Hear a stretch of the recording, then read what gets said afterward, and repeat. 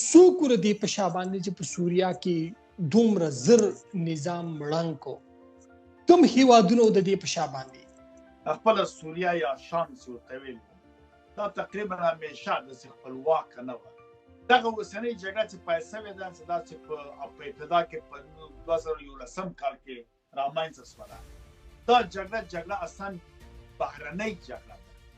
دا خطر د پیسې چې دا سپلای خو اروپا د کول او روس خو یو لمړی هیواد ده غاز لري په لږ خو بیا ایران او د نور دلته اوس که امریکا چیرې غرب دغه پایپلاین جوړ کړی وای د اروپا د سپلای کې د روس ته ضرورت نه و، ځکه په عراق کې صدام حسین رنګول د ایران په اشاره باندې و، ځکه هغه مذهب د هغه چا د شیوعیزم مخې ته ترکیې ته ماموریت ورکړل شو، ترکیې ته ناتو له خوا ماموریت ورکړل چې ته به دا کار کوې. پیسه مطلق د سعودي ورځي. سعودي تقریبا دغه 50 کاله په دغه افغانستان کې، پاکستان کې، ایران کې او په د عربو سیمو کې دغه ټول ستونزې جوړې شوي د ده پیسې. وزه دا خبره کوم واره کمونیست سباله فلان د لپستان ده کمونستان خودوره وکړه چې روس راوس روس وجنګاو د روس وینه تو روس زخمیان کړل ټپیانه کړل ته خو امریکا ته وجنګ. نن په کابل کې زمونږ ملایانو صاحبانو دوخر جوړ کړی دی چې فتوحات او اسلام برازي معامله لالو مخې ته پرته لکه تاسو چې څنګه ذکر وکړو چې مختلف ډلې دي، مختلف افکار دي، په شابه مختلف قوتونه، مختلف قدرتونه دي. دغه ټول بچی په اخیره کې چې کله حکومت جوړوي را روان دولت جوړیږي نو هر یو ملک هر یو طاقت په بګي خپلو ګټو ته ګوري هلو به دولت جوړیږي. اسرائیل په بګي خپلې ګټي، د ترکیه په بګي خپلې ګټي، د امریکای په بګي خپلې ګټي. روس ایران خو الریډي د گیم نه وباسل شو، ختم شو. او ګټو ته په کې وسته د درې واړو ګټو ته به کتل شي چې کوم ګټي بګي خوندي نه حکومت په جوړیږي د دې درې واړو چې داغي ګټي بګینې نو بیا به ظاهره خبره ده چې قدرت جګړه به پیل کیږي په سوریا کې. همدغه نور اسلامي نړۍ چې نو بنا دوی خپل ملت ته په ډول چې فتوا ورکړل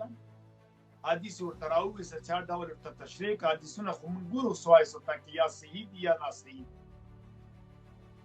یو حدیث دوی مقصد جوړی ځان ته نو ملت په دې خدای دغه تحریر الشام سل په سل افغانستان او د پښتنو سیمه پاکستان او بلوچستان کې چې ترازی ځکه دا افراطي ډلې او دلته ذهنیتونه افراطي دي. موږ صدا ورته ویل نه ماته قوم مهم نه ده سه ماته اسلام مهم ده، دین مهم ده، من تعصب نه ده. اوس ورته چې فلسطین کې جنګ نه ماته نو وطن مهم ده، قوم مهم ده، دا اهمیت لري. هغه څه او د کمونستان یو غلطي دا و چې دوی د خپل ګوند یو اسلامي نوم یې پکې ښوی بیا نو ښه دوی استفادې کړو. دوی لیکلي چې حزب دیموکراتیک خلق افغانستان د افغانستان د خلق دیموکراتیک ګوند دا چې د افغانستان د خلق دیموکراتیک اسلامي ګوند به هر څه سم دغه ګوره جمعیت اسلامي شراب و بار د دوی د جلال قرور او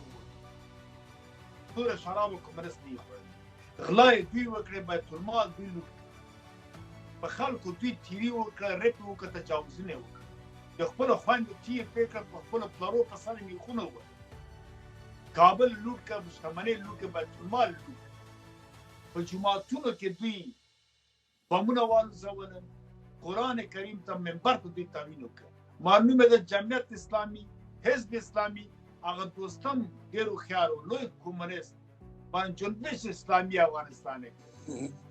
معنا دا چې هغه په دې اخلاص هغه مجاهد شدید هغه په کې اسلامي تړکوا لګوله پایره یعنی مطلب د دین منګه دا واخلو چې د سوریا د صورتحال باندې په دې خوشحالي نه بدره جشن نه کوي د دې سبق والی چې کوم چې یو هیواد د نړۍ زبرځواکونه دي ساتي لکه روس بشار الاسد 14 کال ساتو نو پورا دنیا مخالف و، عرب هیوادونه گاونډیان مخالف وو، هیڅ چا هیڅ ونه کړو خو چې هغه ته لاس پورته کو نو په 14 ورځو کې لاړو. منګه دې ته ودا وایو د دین او منګه دا نتیجه واخلو چې په خپل حکومت په خپل ملک باندې په خپل دولت او پولیس باندې فوکس وکړي، ادارې جوړې کړي، ولسونو ته حقونه ورکړي، تاسو ولس له لاس ورکړي چې ولس تاسو له لاس درکړي چې یو مضبوط افغانستان جوړ شي چې سبا دا شان په 14 ورځو کې تاسو نظام او د افغانستان بیا دغه طاقتونه دغه قوتونه ونه نړۍ. ډیره مننه د وخت راکولو. مارک صاحب تاسو ته معلومه ده په سوریا کې د تیرو 14 کلونو نه کورنۍ جګړه وه. د بشار الاسد په خلاف باندې مختلفې ډلې ولاړې وي او دغه په مخالفت کې مختلف ملکونه ولاړو، هغه د قدرت نه لرې کولو. په 14 کلونو کې بشار الاسد حکومت هغه رنګ نه کو، خو له په دې اخیری 14 ورځو کې هغه د بشار الاسد حکومت رنګ کو او داغه په حواله سره یو دا خبر راځي چې د ملک وته دی، بل خبردار راځي چې په یو جهاز کې په یو تیاره کې دوه هغه تیاره ورزيدلې ده او پای کې مړلې. دی خبره کې صداقت لا نشته، نو سپوري ثبوت نشته، خو بهرحال په ملک کې نه دی موجود،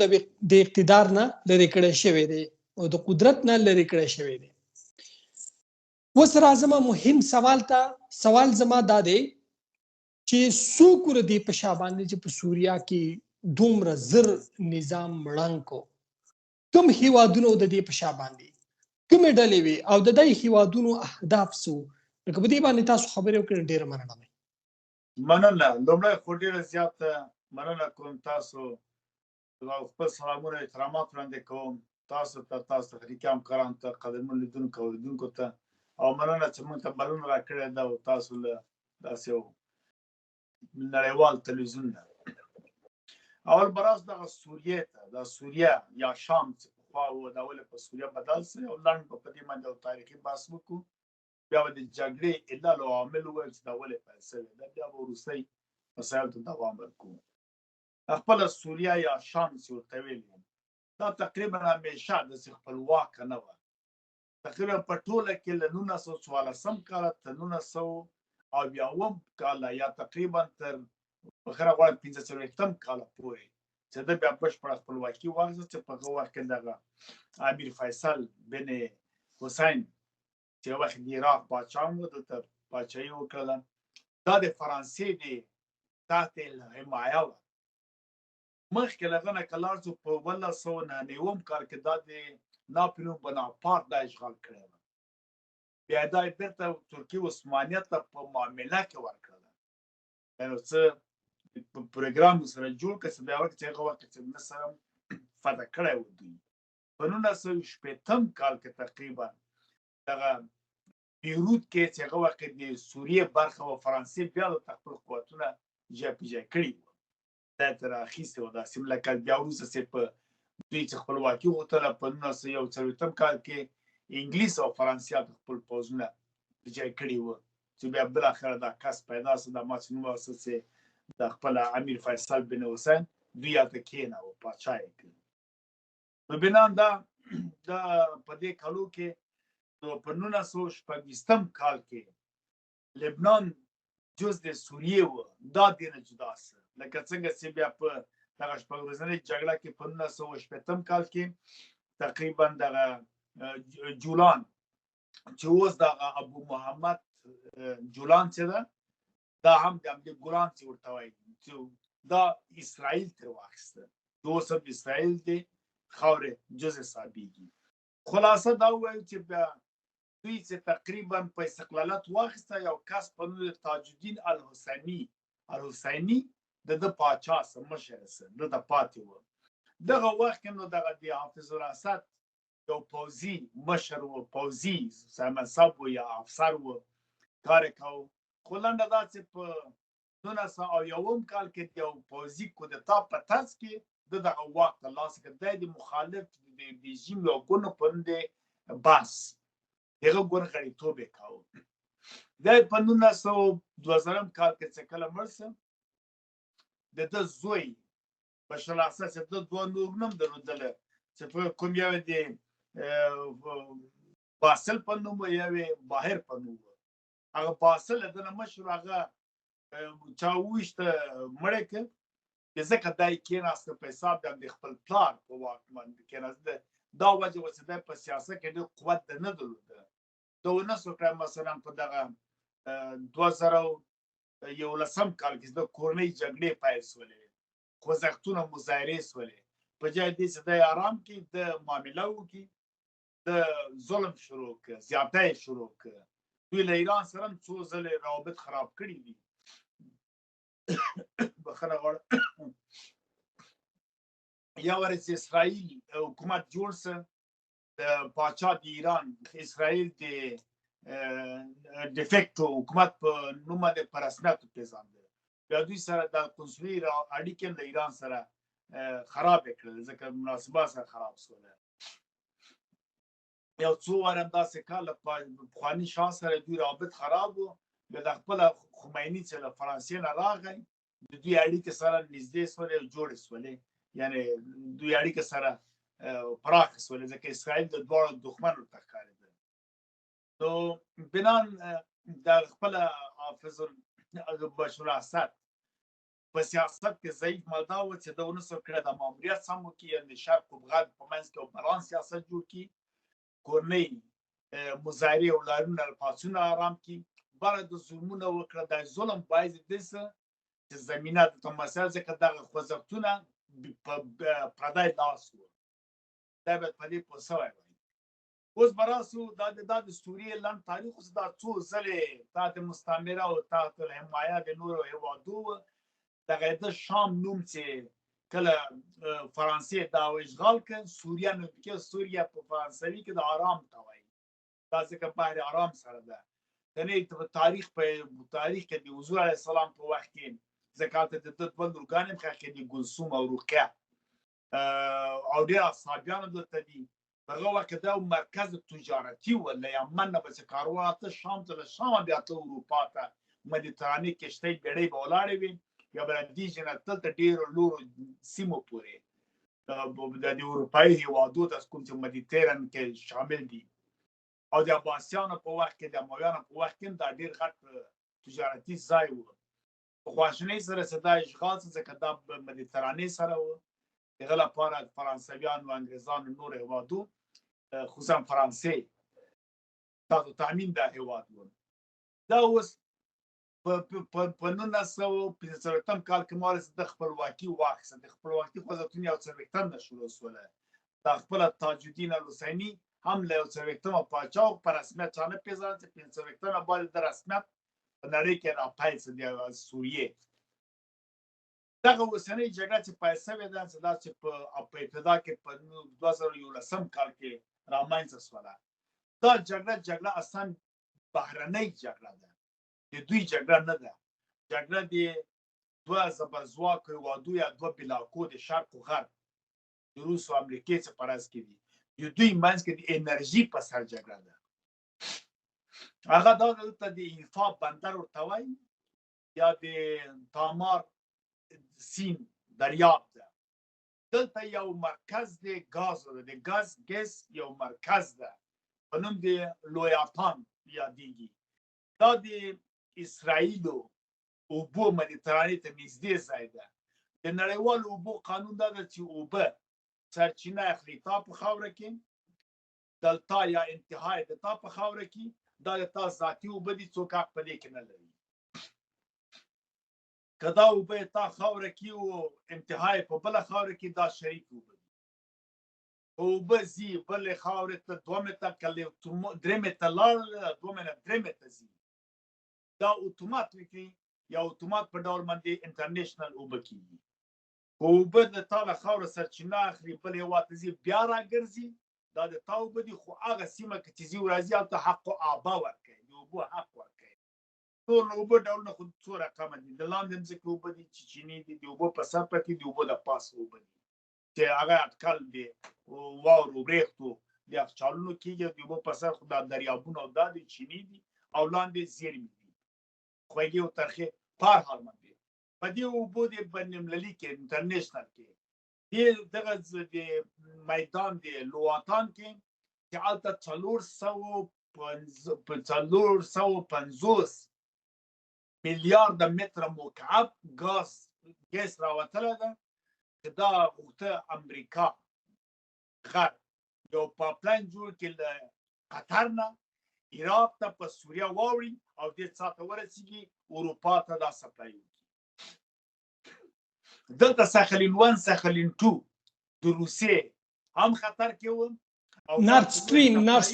نه ساخلین 1 ساخلین 2 خو د په غربي سیمه کې ده. ناستین 1 خو مخکې جوړ شوی و، جرمني ته ناستین 2 د جوړاو د اوبو لاندې پایپ را جوړاوه، بالټیک سمندر کې کار مکمل شوی و. په ډېر هغه تقریبا $1.5 تریلیون باندې خرچه راغلی وه. دا خطر ورته پېښ شو چې دا خو سپلایي خو اروپا ته ده کوله، او روس خو یو لومړی هېواد ده چې ګاز لري بالا، خو بیا ایران او دا نور دي. دلته اوس که امریکا چیرې غرب دغه پایپ لاین جوړ کړی وای، د اروپا د سپلای که د روس تظاهرات نه و، د ګټو تاوان. په لومړي ځل باندې کله چې خوځښتونه پیل شوله، دلته امریکې کوشش وکړه چې داعش په نوم یو ډله جوړ کړي. داعش دال الف عین شین، دولت اسلامی عراق و شام. البغدادي په نوم یو کس د مشر که، خو روسیې چې ولیده چې دلته داعش ډله روسي ده، د حمله پرې پیل کړه. کله چې ورته ویل چې ولې ویل چې قطعنامه د امنیت شورا ده چې دا ډله یې د تورست په نوم پېژني، زه تورست هم منځه وړم. مصرف خرچه غربي نړۍ کړې وه، استفاده ترې روسیې وکړه په 1990 په سوریه کې. کله چې دوی بیرته داعشیانو دا ډله لږ شاته کړله، روسیې ته ویل چې ووځه، روسیې نه بله لار نه وه. تصادفاً حافظ الاسد یو پروتوکول برژنیف سره و چې په پوځي کې که چیرې موږ درنه غوړ خواست درنه وکړو، ته موږ سره مساعدت وکړه، او د ترکیې ناظر په دې کلاسې کړی، د ما له حریم نه فضایي نه هوایي نه ته ګټه اخیستی شي چې دا سپلایي یا دوی ته وسلې ورکړي یا مساعدت کومک ورسره وکړي، مرسته ورسره وکړي پوځي. قانون دا ده چې یو رژیم یو زعیم چې یو څه سند جوړوي، د هغه ځای ناستی به دغه پخلی وکړي، تایید یې کړي او یا یې رد کړي. خو بشار اسد دا تایید کړه د خپل سند، او پوتین ته ورکړه. پوتین هم لاسلیک پکې وکړه چې ما ته منظور وړ ده. دا قانوني بڼه یې پیدا کړه. ترکیې چې هر څه ویلې وو هم قانوني بڼه وه، دی یې وننوته. لنډه دا چې دې لپاره چې دغه پایپ لاینونه هغه جوړ نه کړي، ناستین 1 ناستین 2 ته ضرر ونه رسېږي، سخرین 1 سخرین 2 ته ضرر ونه رسېږي. سخرین یو جزیره ده هلته په د چین په سر کې، خو د روسیې مربوطه، چې هغه دغه غربي څه ورته دغه سویلي یا مثلا جاپان او ویتنام دغه آسیا ته سپلای کوي، او ناستین 1 دې خواته. نو بنان دلته دا تېرنیز دلته جګړه پیل شوه. جګړه داسې پاتې چې 14 ملکونو مداخله وکړله، او هر یو په فضا کې یو بل سره غرض نه کوو، د دوی جهازونه د دوی الوتکو په سوریه باندې بمبارد کوو. ایران د دې لپاره چې شیعه، ځکه بشار اسد او حافظ اسد دا شیعهګان دي او شیعه مذهب ته ترویجوي، دوی دغه لپاره چې دا نیابتي شیعه ته قوت ولري، په لبنان کې، په سوریه کې، په یمن کې د حوثیانو، او په لبنان کې د حزب الله ته، او دلته بشار اسد ته ایران انتهایي کومک مرسته کوله. دا هم په یو ډول باندې په دې جګړه کې ننوتی و. جګړې دوام وکړه، جګړه بیرته سړه شوله. بالاخره د دې لپاره چې ناستین 2 چې مالي جوړېدو په وخت کې مشکل پیدا شو، هلته په دې ایفا بندر کې نوبل انرژي او دلیک انرژي، نوبل انرژي د امریکا او دلیک انرژي د اسرائیلو کار پیل کړ. دلته روسیه ورخطا شوله، په منډه اسماعیل خانه سره یو تعامل معامله وکړه، پیسې ورڅې ورکړه، هغه راوویست سره اوس قطر ته، که نه پوهېږم فکر کوم دلته هلته جنګ پیل کړه، جګړه یې پیل کړله. مخکې له دې نه چې هغه د سوریې جګړه ولې وځنډېدل، دلته په اوکراین کې جګړه ورته پیل کړله. دا وجه وه چې روسیه هلته جګړه پیل کړله، او غزې نه حمله حماس وکړه. خو جګړه لاړه، دوام یې په دې چې دلته تفاهم منځته راغی چې اسرائیل به نه متضرره کوو، فلسطینیان چې ضعیفېږي، خو روسیه ضعیفېږي. ځکه په 1940 کال کې کله چې روتشایلډ غوښته چې بافر سره مثلا په 1914 کال کې سایکوپیکو چې دوی مثلا پرېکړه کړې وه چې موږ به یو اسرائیل حکومت جوړو، عربو کې به دغسې یو تقسیمات راوړو. بیا فارس تاکس په 1920 کال کې دا کار عملي کړ. بالاخره په 1930 کال کې ترکیه عثمانیه له منځه ویوړله هلته کمال اتاتورک کېناوه دا کیسې روانې وې کله چې بیا دغه د اسرائیل حکومت په دې وخت کې خپله جوړاوه د دوی له خوا نه جوړ شه نه پوهېږم چې دا خبره د اسرائیل حکومت په هر صورت جوړاوه یې دلته روسیې مخالفت وکړه فلسطین خاوره ده جدا کړه که اصل کې منصوبه یا پلان همدا و چې دا ټوله اسرائیل چې اوسنی ده او د فلسطین خاوره ټوله یهودانو ته ورکړي هغه وخت کې بیا یاسر عرفات فکر کومه چې غلطه نه کومه هلته کېنه او د روسیې له خوا نه کېناسته فلسطین یې وساته په بنان که چېرې فلسطین ته خطر کې روسیې ته خطر جوړېږي نو دې تفاوت وکړه فرانسې ته ویلې چې راسه د لبنان او د اسرائیل منځ کې اوربند وکړه دوی اوربند وکړه جګړه یې دې خواته بوتله اوس راځو تحریر الشام دا هغه ډله ده چې دوی په 2014 کال پورې دوی القاعدې سره اړیکه درلوده په دې وخت کې تر 2014 کال کې دوی په نوم جبهه النصر په نوم باندې یوه جبهه جوړه کړله چې دا جبهه بالاخره په 2014 او 2013 دې خواته تحریر الشام په نوم باندې راپورته شوه هغه وخت کې دوی جګړې او فعالیتونه وکړل په کورنۍ جګړې کې په 2011 کال په وختو کې دوی فعال وو خو خیر پر صورت دا راپور سول ګورې په دغه غزا په دې ځای کې دوی غیر نه کاوه یو وار دوی خامخا د پردې شاته د تر شا زبرځواکې وعدونه دي چې دوی ته دغه وسلحه او دغه روغنیات او خرچه او البسه او لباس او جامې او تانګ او وسلې او وسایط ورکول کېږي او ډېر په سرعت روان دي پوځیان وایي چې په جګړه کې درې شی ډېر مهم دي یو تعلیم پوځي تعلیم چې دوی تیار کړی دا چریکي تعلیمونه د ګوریلا تعلیمونه دې کړي دي په جنګ کې جنګجویان دي دوم وایي چې دلته مدیریت پکار ده قومنده او سم مدیر پکار ده چې سم منیجمنت سي منیجمنت د دوی د پردې شاته غږی نه دی ولی ویني چې تجهیزات پکار دي اکویپمنټ پکار دي دوی اکویپ سي مثلا د دوی وسایل پکار دي چې هغه ورته انتها ورکړل شوې د پیسو په ګډون باندې ځکه دا په مخ روان و تر هغه چې الفاتیمون دوی کار کاوه تر هغه چې بشر الاسد روسیې سره تفاهمات کول تر هغه چې خبره کته پورته کېدله کاله تېر شه دوی د فام مثلا یا نور حلب ښارونه ونیوله وړاندې لاړله نو ځکه داسې چې رژیم سقوط وکړه غټه ضربه تاوان روسیې ولیده او انتهایی تاوان چې هغه په اصطلاح موږ پښتو کې د فلاني ملا ماته شوه د ایران ملا ماته شوه ایران اوس په دې پام کې ده چې وروسته به ځان ټارګېټ کړي دغسې یو ډله به افراطي جوړېږي له خپله ایرانه ځکه د ایران خلک هم د اخوندي رژیم نه ډېر ستړي دي دا به راپورته کېږي او ایران کې به هم دغسې یو بلوا جوړېږي او دغه اوسنی رژیم اخوندي چې خپله غرب د فرانسې راوست او دوی بېرته ورته بلا وګرځله دا به ختمې لرې کېږي دې ته به انتظار کوي په دې به که څه ټرمپ راځي واک ته خامخا په دوی باندې به سیاسي او اقتصادي یعنې مالي مرستې به ډېرې پرې بندېږي او قودات پرې جوړېږي محدودیتونه پرې زیاتېږي سانکشنونه پرې زیاتېږي نور داسې یو ځای به په خلیج کې او په دې ځای کې هم نه دی ځکه لبنان هم ډېر زیات زوبه شوی ده او حزب الله هم ګمان کومک سره کوي یمن هم په ده لکه عراقیانو پوسله ځکه په عراق کې صدام حسین رنګول د ایران په اشاره باندې و ځکه هغه سني مذهب د هغه ته چاته شویزم مخته بوځي ماره عراقیان اوس پوس و چې صدام له منځه تللی د دوی حال او احوال فعلا ښه نه ده حالت خراب ده ځکه له ایران سره اوس هغوی ښه نه لري او ترکیه په خپله د خپل د کورني امنیت دپاره د خپل تضمین دپاره او هغه تاریخچه چې تاریخ سره له ایران سره لري فارس سره لري هغه فارس د ایران خو په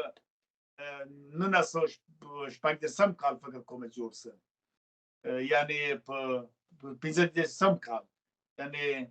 په 1400 څوارلسم کال رضا شاه پهلوي جوړ کړ.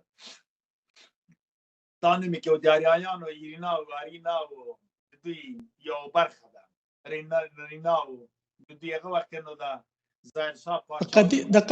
د قدیم آریایانو نوم یې په ځان باندې کېښود. بالکل یو څانګه ده. ایرینا او نرینا او اریانا او دا د یو نوم ده. په دې باندې به یو ځل دغه کو پودکاسټ کو بیل پودکاسټ کو خو تاریخ دم مې چې دغه تاریخ هم د اریانه تاریخ هم د افغانانو د ایرانیانو پټ کړی دی. کوم تاریخ چې د اریایانو دی لیکي نو د افغانستان د پښتنو دا خو لا اریانا او ویرجن شپږ په دې باندې به هر ځان لکاو په دې تاریخ باندې بخنه باندې الله نه زبېری کو او لاس قبيله و د نور لاړه د معدن ادیان تمدن کې وسی بیا ګروش او خروج دی دا پورته وو. تام دغه یو ډله بل درو لاړه تر هند دراویډین تورپوستان د هند سره یو ځای سره بل لاړه پرو په اروپا خواته لاړه بیا د پکتا الینا سیوا ویشانا بارانا دغه پاتې سلامونه تراباسینه چې د دوی کارا پکتی او پښتو دې د بخت سره د خپل بخت دی بل دا د پښتنو دی مرکز او ګمبترس دی او پاچا په دغه بیا یو پورا په دې باندې ځان لا بیل پودکاسټ کو مننه یا دا یهودان دي اوس راځم د مده پاسو کو اوس راځو سوریه ته. نو بنا دا جګړې پایسو دا جګړې بهرنۍ دي څه پام دې کوي چې اوس نو دا رژیم ختم سلام الله دا وري وسه آیا اوس دغه پایپلاین مسله انرژي څنګه کیږي تفاهم کوي د دوه هیوادونو خپل منځ کې. البته مزون شرق غرب ده که جګړه به دوام کوي که څه هم دغه ابو محمد الجولان یو تدبیر کار وکړ یا دا وکړ ورته وسوله چې د خپل د حکومت لاس کې وانه خیست او دولتي ادارات بلاپس نه کړل سقوط نه کړل لمازې وندوله د پخوانی لومړی وزیر صدر اعظم راوسته غتیو تمزه بند سره تارا ولو برته وسه بوت غتیو ته وس په حال سرپرستی حکومتداري وکړي بیا به دولت انتقاله دا کار تدبیری کار ده. پوزیان تم امر کړی تاسو به دولتي ادارو تنزه کارو کې امنیت نسل لکه یو امنیتي کمیسیون نو ځکه څه به ځای نه سول تاسو یو بلوای جوړ نه کړل دا تدبیری کار ده. نور به حکومت د دوی لاس کې اخلي ګورو بچي د شرق او غرب ګټه څنګه کې ګټه جوړې سولې ساله وسله کې لبنان جګړه چې پردی پایل شروع د دې سره دوامه مخکې وړلې څنګه وړي په کوم تاکي دام دي سره قربان د دې په اختیار کې او ختمول د دې په لاس کې. اوس د دې ډلې په شا باندې هیئت تحریر الشام چې تاسو یادوي دا یو مضبوطه ډله ده په سوریا کې او دا ایډیالوژیکل په ایډیالوژي په دغه سره دا خلک چې سلفیان دي اخوان المسلمین بیا یا وهابیان سلفیان دي او که هر څو نوم په ځان باندې بدل کړي خو ایډیالوژي هم هغه ده. د دې په شا باندې ترکی پسې भरपूर سپورټ حاصل لې لا کومره وسلې څومره چې مهمات دي ته برابر شي نه ترکی ورته برابرای. اوس بل خو یو ډله ده په سوریا کې په مشرق کې کوم چې عراق سره لګیدلې ده دغه د اس ډي اف په لشي سیریان ډیموکراټک فورسز ورته ویل چې بدای کې اکثریتي کوردان دي او عرب برسرم دي قبایل هغه غواړي چې په شام کې په سوریا کې ډیموکراسي وي هغه ډیموکراسي قائل دي او دای سره د اسرایل مخروابط دي د امریکای ور سره روابط دي. بل خو ډله چې کومه ده تحریر الشام پاغي باندې د امریکای پابندي دي د امریکای په تور لیست کې دي هغه خدایي دای هدف خوازي هده یو امارت جوړول یا شریعت اسلامی نظام جوړول. بل خو ډله جمهوریت واړي او دغه بل خو کمنډل چې جمهوریت واړي ترکان نه خو ترکیم نه برداشت کوي نو دلته خو د امریکای اهداف او ترکی اهداف جدا جدا دي یو نه دي دغه ډلوم اهداف جدا جدا دي نو څنګه به سوریا جوړ شي آیا د کورونو شخړو خطر به وي کنه. ما وخت ویل کچېره جنگ کنټرول ده مدیریت بل چا پلاس کړه کچېره دی ګډه تامین شوی یا کورنۍ جګړه او دا مسائل مختن راځي او کچېره دی ګټه تفاهم منځ کې دی خبره اتره سره ونسولې بیا نو دوی مجبور دي چې په یو ډول باندې جګړې ته دوام ورکړي هغه به دا د کورنۍ جګړه وي او دا جګړه پراخېږي خامخا بیا به اسرائیل هم بې تفاوته نه پاتې کېږي پامن به نه وي ترکیې ته هم خطر وي دې خوا ته بیا لبنان و بیروت و دې ته به هم خطرونه پېښېږي خبره دې کې دا د کردان هلته د یو ښار د پرون د کوبان او ډېر زیات تیل لري چې 80% تیل همدا اوس امریکا اخلي دا د ټول کردان دي او د کردانو مشر هلته مظلوم عابدي په نوم دی لکه څنګه چې اوچلان په نوم باندې په ترکیه کې وو هلته هم کردان دي چې اوس مجاهدین په قندیل غره کې ژوند کوي لکه عراق کې طالباني او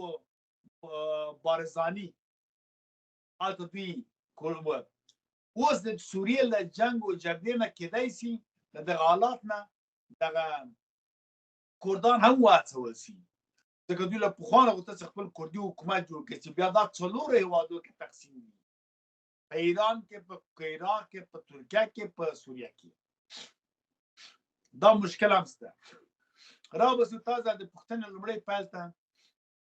ترکیې ته ماموریت ورکړل شو ترکیې ته ناتو له خوا ماموریت ورکړل چې ته به دا کار کوې پیسه مطلق د سعودي ورځي سعودي تقریبا دغه 50 کاله په دغه افغانستان کې پاکستان کې ایران کې او په دې عربو سیمو کې دغه ټولې ستونزې جوړې شوي د ده پیسې دي اما ذهن نه داسې جوړ کړی چې عرب یعنې مطلق مسلمان عرب یعنې نو څه غږ به نه ورته کوي وارث دی د پیغمبر چې څه ووایه دغه ملایانو ته شیخانو ته ځکه دوی خو په نوم دی رابطه عالم اسلام یا مسلم لیگ ورته وایي مسلم انټرنیشنل لیگ یو سازمان دا د نړۍ عالمانو ته شیخانو ته پیسې ورکړي تنخواه ورکړي چې دوی په ګټه باندې تبلیغ وکړي پروپاګنډې وکړي او خلک ډېر زیات جنت او بخښنه غواړم حج ته راوبلي دوی پکې ګټه ده هلته دغه جهادي رهبران د افغانستان لکه ګلبدین او سیاف او خالص دوی ته دوی پیسې ورکولې دغه د فضل الرحمن پلار مفتي محمود ته او دغه نیکه ته دوی پیسې ورکولې سمیع الحق ته دا نورو ته حتی ویل کېږي چې ډېر پخوا مثلا دغه میاګان چې وو دا پیران چې وو دا پیسې ټولې دوی ورکړلې د څمکنو مول میا عمر وصاحب په هند کې دا دوبندي وو یا مثلا الازهر دا ټول د دوی پیسو جوړ شوی دا مدرن واسطه چې جهادیانو ته شریکانو په نوم ورکول کې سعودي ده د خپلو ګټو دپاره چې خپل عربي اسلامي رژیم وساتي او په دې ګټه واخلي همدغه پیسې دوی ورته راوړي همدغه پیسې دوی بېرته مصرفوي نیمې یې خپلو جبو ته اچوي شیخان نیمې یې بېرته استعمالي همدغه شیخانو ته او تنظیمونو ته حرکتونو ته افراطي ډول ته ورکوي بستې ورکړي چې جګړه نو بنام پیسې د تایرو شام دا بېرته شام غواړي سوریه نه غواړي خپلو مباحثینو ته ځي دا د ده دي او ترکیې ته ماموریت ورکړل شوی او ترکیه په خپل سیمه کې ایران نه غواړي ډېر ترکیه اسرائیل هم نه غواړي دې کې ګټه ده چې خپل امنیت حفظ کې وساتي نو بنام دا ماموریت دوی متقبل شو دا یې ماموریت هم کړل دغه مسله اغوستله سقوط یې وکړه دې راتلونکي ته اوس خلک سوچ کړي په دې سوچ کړي که چېرې تفاهم ونه شي او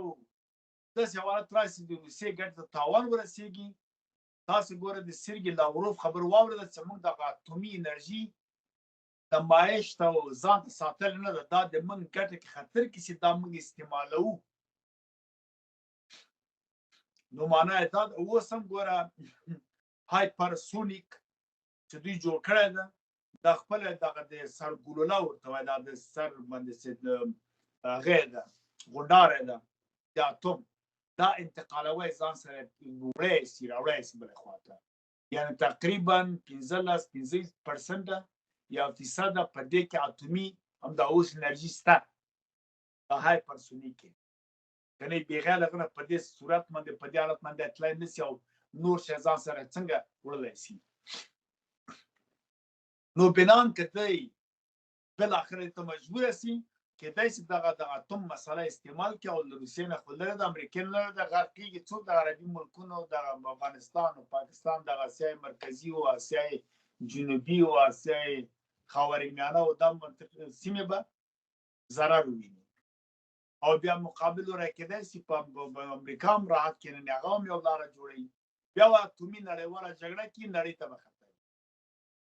نو که چېرې ماموریت شي ماموریت هم دا ده چې ګټې یو بل ته تضمین کړي او سرې کرښې ورته وباسي تفاهم وشي بیا په هغه وخت کېدای شي کوم مشکل په دې سیمو کې نه وي اما ښه حالت نه ده که دا خلک هوښیار شي ماموریت سم وکړي دقیق اوسي بیا او کېدای شي یو زعامت سمه کابینه هوښیار لکه د ایران یا لکه پنجابیان یا لکه نور چې خپلو ګټو ته خپلې خاورې ته دوی ژمن دي نورو سره هر ډول معاملې کوي او دې ته عیار وایي عیار معنا دا چې هر ډول هر حالت راسي دوی ورسره یو ډیل کوي ځکه خپلې ګټې نه خرابوي موږ د افغانانو غوندې خو نه دي چې بس نښکر سره بند کړه هغه مقابله ورته وایي چې وروره تا ته دغه پیسې دا شه در کوم زه تا سره کار نه لرم زه روان یم او موږ ورته ښکر نیولي دی خو زوراور دی بیا نو داسې لتې ووایي او ښکر هم وایي بیا هم داسې سمه وروي سمه خرابوي دغه انګریز یو راغی ورته ویل تا سره کار لرم دماغ مسیر بلې خواته ده بس نو ښکر په ښکر سو بیا راغی سړی بیا ښکر په ښکر سو دغه روس راغی د افغانستان په ګټه راغی و زه دا خبره کوم ویله کمونیست سبله فلان ده لپستان ده کمونستانو خو دوره وکړه چې روسیه راوس روسیه وجنګاوه د روس وینه توکه روسیه زخمیان کړله ټپیانه کړې ته لاړه ته خو امریکا ته وجنګاوه ځان ته مجاهد و جهادي وایي مجاهد پاک کلمه د جهاد خلکو کړه دا ټیکهداران یادوم دا مشتر غله دا مفسدین دا معاملهګر چې ریګن سره ناست و نو خو تا خپل ملت غرق کړ ریګن سره یونس مولوي یونس خالي کراچۍ بندر یې ورکاوه پنجاب یې له منځه وړه وړاندې ته پښتانه هم یو څه وه یو افغانستان به وه هر څه به جوړ وه ترګر به وه پرې تله بس موږ کېناستلو هغه پنجابیان اعلان کا وایي جهاد افغانستان دفاع پاکستان بعد دغه استعمال کړله تنظیم دا له شابه آخر چې کله پروګرام ختم سه و امریکا کامیابه سه روس ووته بیا نه دې مجاهدینو د خلکو ته نه پاکستان څه ویلې نه ورته امریکا او نه روس همداسې یوازې پرېښودل او جګړې او دوام و کورنۍ جګړه کې هر څه خراب کړ اوس راځم اخیری سوال ته په دې باندې چې مختصر خبرې وکړئ اخیری سوال دا دی چې نن په کابل کې زمونږ ملایانو صاحبانو ډوهر جوړ کړی دی چې فتوحات او اسلام برازي او معامله لالو یې مخې ته پرته لکه تاسو چې څنګه ذکر وکړو چې مختلف ډلې دي مختلف افکار دي او د دې په شا باندې مختلف قوتونه مختلف قدرتونه دي دغه ټول به چې دی په اخره کې چې کله حکومت جوړوي را روان دولت جوړیږي نو هر یو ملک هر یو طاقت په بګي خپلو ګټو ته ګوري هلو به دولت جوړیږي اسرائیل په بګي خپلې ګټي د ترکیه په بګي خپلې ګټي د امریکای په بګي خپلې ګټي روس ایران خو الریډي دې گیم نه وباسل شو ختم شو او ګټو ته په کې اوس ته دې درې واړو ګټو ته به کتل شي چې کوم ګټي به خوندي نه حکومت په جوړه سي حکومت په جوړیږي دې درې واړو چې داغي ګټي بګینې نو بیا به ظاهره خبره ده چې قدرت جګړه به پیل کیږي په سوریا کې خدای مکا که په سوریا کې دغه شان قدرت جګړه پیل شو ځکه چې هلته کې یوازې سوریان هم نه موجود ملټي نېشنل خلک هم موجود دي یوګور چې ورته موږ وایو یوګور هغه موجود دي د چچنیا خلک هم دي د ګرد نړۍ خلک په هیئت تحریر شام کې موجود دي دای سره هغه بیعت کړی دي خو زمونږ خلک زمونږ ورته چې فتوحات وایي او خوشحالي ورده نو که پرس کا داسې قسمه حالت خدای مکه بیا پیدا شو چې نړیوال په سوریا کې او بیا را انوال شو کورنۍ جګړه پیل شو ځکه چې یو ځل ته موږ متاثر شو موږ ته نقصان ومندو داعش راغې په سوریا کې او هغه بیا زمونږ په سیمه کې زمونږ په وطن باندې اغیل تک خپل څنګه کولا وکړه خلاص کړه خراسان چې نن موجود ده دي انکار کې هونه موجود ده آیا خدای مکه داسې حالت خراب شو او بیا یو نړیوال شکل دغه اختیار کو نو زمونږ خاوره زمونږ وطن افغانستان به د دینه متاثر شي کنه څه اثر وي په دې باندې متاسفانه چې دغه 50 اسلامي هیوادونه دي که 22 عربي هیوادونه نور حلقات او تنظیمونه چې دي په اسلام په نوم چې دغه 2 میلیارډ د نړۍ مسلمانان د ټول لیډران بل کېنولي دي لیډر د بل چا په لاس کې ده او دوی له اسلام نه ډېره ناوړه ګټه پورته کوي خپله دا سعودي کې د سعود کورنۍ ما وخت قصه کړې وه دې باندې په 1932 کال کې چې راوستله د الرشید او الهاشمي کورنۍ له منځه یوړه دا د 1925 کال د سعود بن محمد بن مقرم اولاده یې بېرته راژوندی کړه او نوم یې سعود کې خو دوی د امریکې او د غرب نه غږ نشي پورته همدا اوس امریکایي پوځونه په سعودي کې پراته دي د جهاد غږ څوک نشي کولی هر ډول حکومت هر څه چې غواړي کولی شي همدغسې دغه نور 22 عربي هېوادونه دا ټولو کې غرب او بیا روس او څوک پکې ننوتی همدغسې نور اسلامي نړۍ چې ده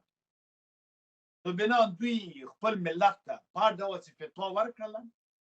حدیث ورته راوویسته چې هر ډول ورته تشریح کړه حدیثونه خو موږ ګورو سوایسو ته کې یا صحیح دي یا ناصحیح دي یو حدیث دوی مقصد جوړوي ځان ته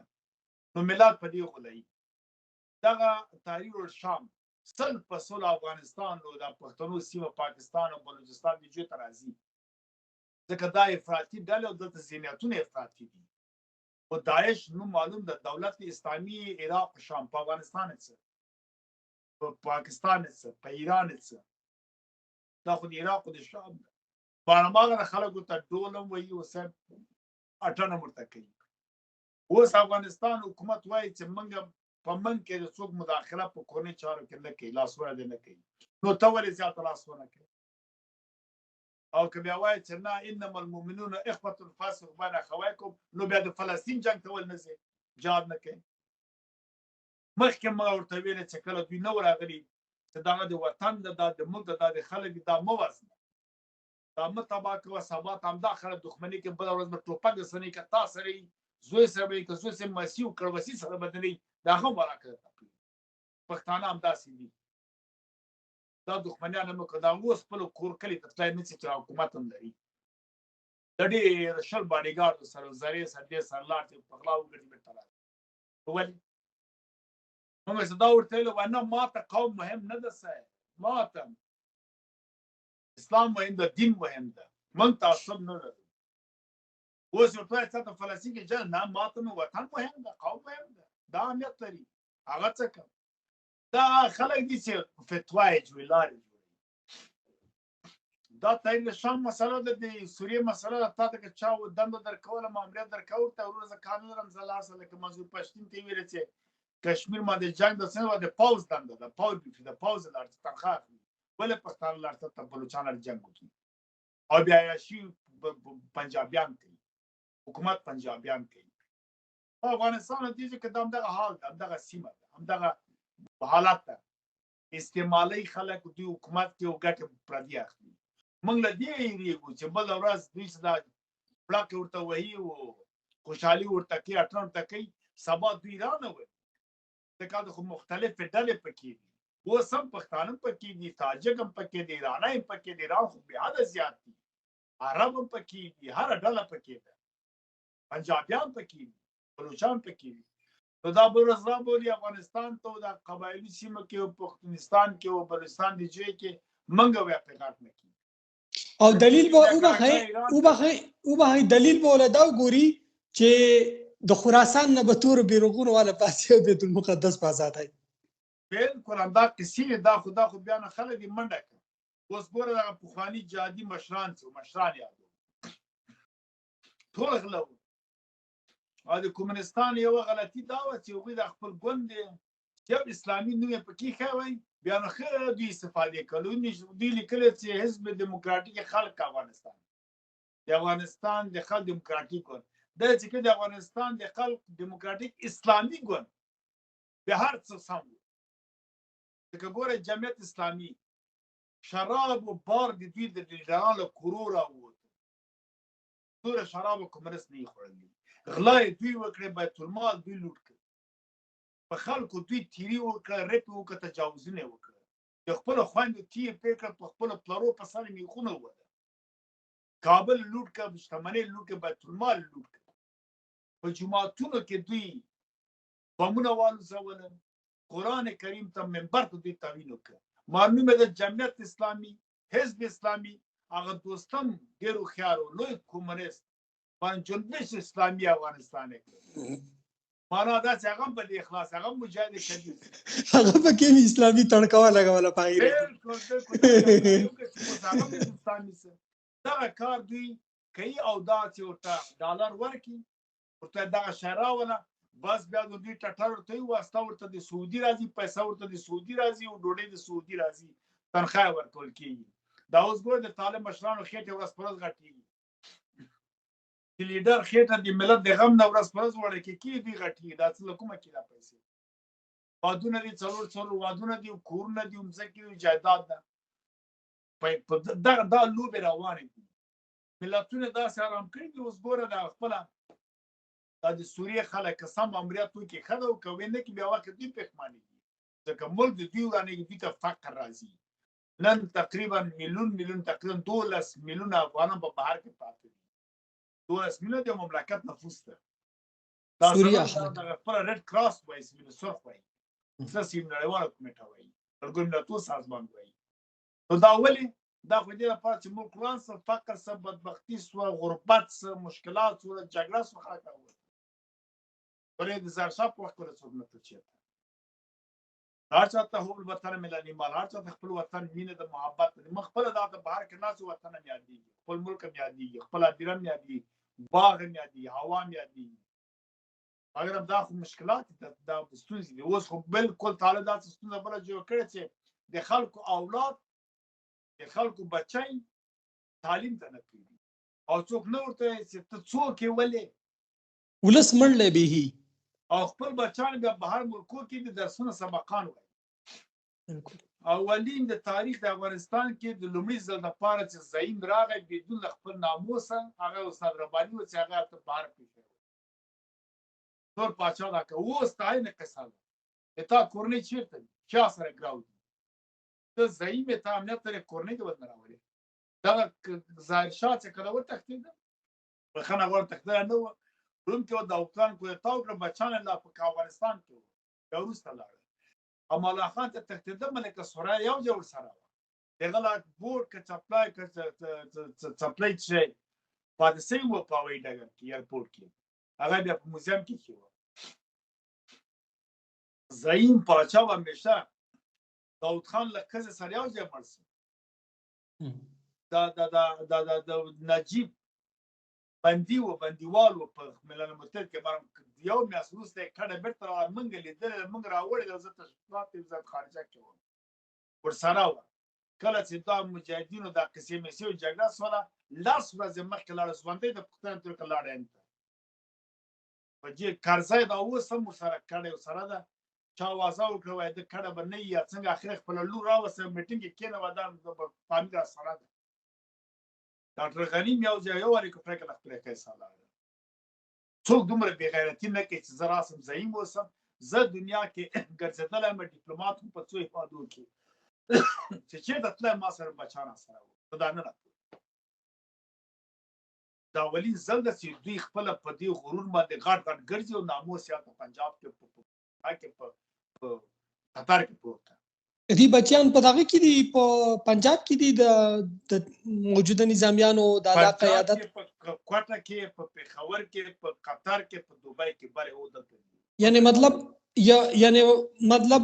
لومړی ښځې تورسرې په هلته ناستې دي، دویمه درېیم واده دلته کې کوي. هغه درېیم واده چې وکړي، هغه هم سبا تلېږي، بیا روان یې ولې، خو هغه وویل دا یو پوځي ویلې، د آصف دراني ویلې، که چا ویل نه پوهېږم، یا منصور ویلې، او څوک و د پاکستان، ده ویل چې موږ طیاره جاز چارتر کوو، د ملا یعقوب ته ځي، کراچۍ ته، خپلو بچیانو ته بېرته راځي. دا د پوځ مشر و د هغه په وخت کې، د عمران خان په وخت کې، ده واضح دا خبره وکړه. فاروق قریشي وکړه، چا وکړه، دا خو مطبوعاتو کې ټوله دنیا ته خبره شوه. یعنې مطلب دا ده چې ته ورسه خپل بچیان دې راوله، خو ته اعتبار باور نه لرې چې دلته ته ناست یې، په منډه یې بېرته ځې، تا په خپل حکومت یقین نشته. ته موقت اداره مزمال اداره مخې ته بیایي بیا وایي امنیت لرم تا وزیر اکټینګ وزیر سرپرست ده واک اختیار دی بیا وایي نړۍ ته په رسمیت وپېژني وزیر سره څوک کوم تړون لاسلیک کولی شي هغه اعتبار لري حقوقي او سرپرست ده هم مسؤل نه ده نو دا قصې سته خطر په دې کې ده چې موږ افغانان ته وایو دا ویده قوم ته چې تاسو په دې پام کوئ نور په دې خبرو مه غولېږئ زرها ووارې تاسې وغولولې په څاپېړې ووارې ښه خونه در باندې سره وشنه کړله بیا هم تاسو نه ایستا کېږئ چې دا تحریر ډلې دا نور ډلې په خپلو سترګو وینئ چې زبرځواک هېوادونه څه غواړي هغه کار کوي هغه د په نره یې کوي په ښکاره یې کوي یعنی مطلب کې درته سوریه له منځه یوړه یعنی مطلب د دې نه موږ دا واخلو چې د سوریا د صورتحال باندې په دې خوشحاليږي نه په دې جشنونه نه کوي د دې سبق والی چې کوم چې یو هیواد د نړۍ زبرځواکونه دي ساتي لکه روس بشار الاسد 14 کال ساتو نو پوره دنیا مخالف و عرب هیوادونه گاونډیان مخالف وو هیڅ چا هیڅ ونه کړو خو چې هغه ته لاس پورته کو نو په 14 ورځو کې لاړو نو منګه چې دې منګه دې ته ودا وایو د دې نه منګه دا نتیجه واخلو چې په خپل حکومت په خپل ملک باندې په خپل دولت او پولیس باندې فوکس وکړي ادارې جوړې کړي ولسونو ته حقونه ورکړي تاسو ولس له لاس ورکړي چې ولس تاسو له لاس درکړي چې یو مضبوط افغانستان جوړ شي چې سبا دغه شان په 14 ورځو کې تاسو نظام او د افغانستان بیا دغه طاقتونه دغه قوتونه ونه نړۍ ډېر مننه ان شاء الله پر روان مخکې په بل موضوع باندې مرکه کوو د وخت راکولو ډېر مننه خو وخت ولرئ خو ورځ ولرئ د خدای پامان تاسو نه مننه تاسو هم که چاله ډېر